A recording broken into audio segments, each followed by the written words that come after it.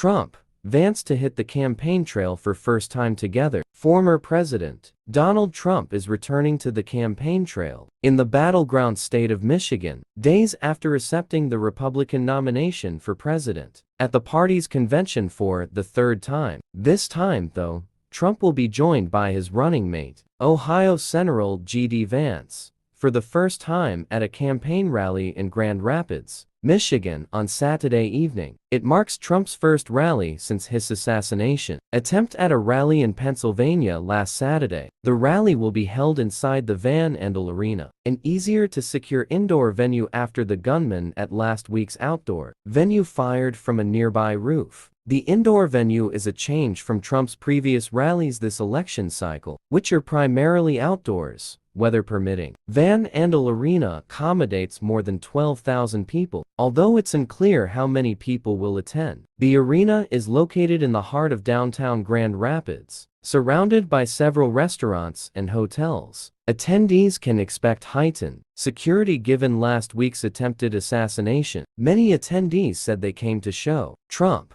they weren't afraid after what happened last week. Some camped overnight outside the venue to get a good spot. He's not afraid to fight for us, and we're not afraid to fight for him, Lisa Donlin, Michigan mother, told ABC News. This will be Vance's first official campaign rally as part of the GOP ticket. It shouldn't be seen as a coincidence that Trump and Vance's first rally together is taking place in Michigan, a key battleground state. The Trump-Vance campaign has made it clear since Vance was announced as Trump's running mate that they see the Ohio senator as crucial in their strategy to win the battleground states in the Midwest, Michigan, Wisconsin, and Pennsylvania. On Newsmax Monday evening, Vance recalled his conversation with the former president when he offered him the opportunity to be his vice president, saying that Trump told him, "You can help me in some of these Midwestern states, like Pennsylvania, Michigan,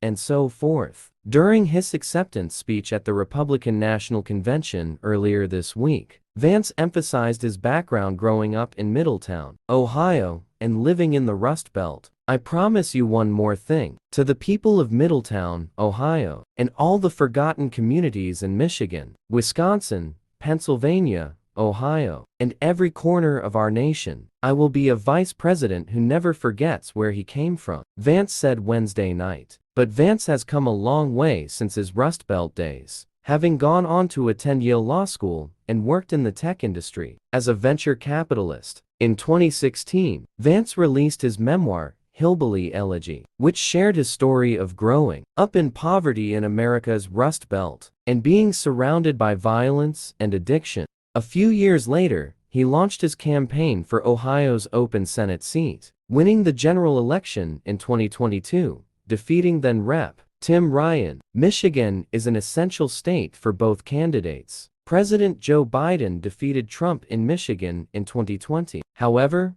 Trump won the state in 2016 over Hillary Clinton. The arena will be a familiar venue to Trump, as he held a rally there in March 2019. In his previous election cycles, Trump made Michigan his final stop before Election Day. During Trump's keynote address at the RNC on Thursday, the former president mentioned the auto industry several times in an attempt to appeal to Michigan, home of many auto manufacturers. Although Trump pledges to bring back auto industry jobs, Trump disparaged United Auto Workers leadership, saying the union's leader should be fired immediately. "So with all the other things happening on our border, and they're being built by China to make cars and sell them into our country, no tax, no anything. The United Auto Workers ought to be ashamed for allowing this to happen, and the leader of the United Auto Workers should be fired immediately," Trump said. UO, which endorsed Biden in January, responded in a post on Thursday night, saying,